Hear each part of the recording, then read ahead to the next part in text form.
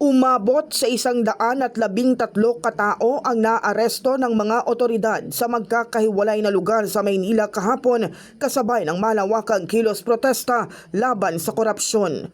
Ayon sa ulat mula kay Manila Police District Spokesperson Police Major Philip Ines, nahuli ang mga ito dahil sa pagiging marahas at pasaway habang isinasagawa ang mga pagtitipon sa Ayala Bridge, CRB Menjola at CM Recto. 51 individual ang inaresto sa Ayala Bridge na kinabibilangan ng 38 adults at 2 menor de edad na agad na itinurn over sa Manila Department of Social Welfare at 11 menor de edad ang sasailalim pa sa determination of discernment.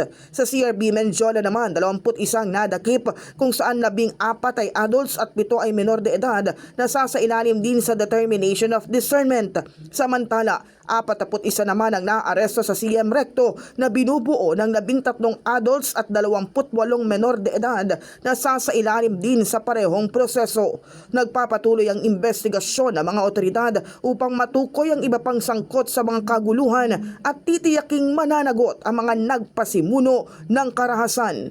Ayon sa PNP, mahaharap ang mga sangkot sa kaguluhan sa patong-patong na kasong paglabag sa Public Assembly Act, illegal assembly, resistance o disobedience to authority, direct assault, malicious mischief at serious physical injuries.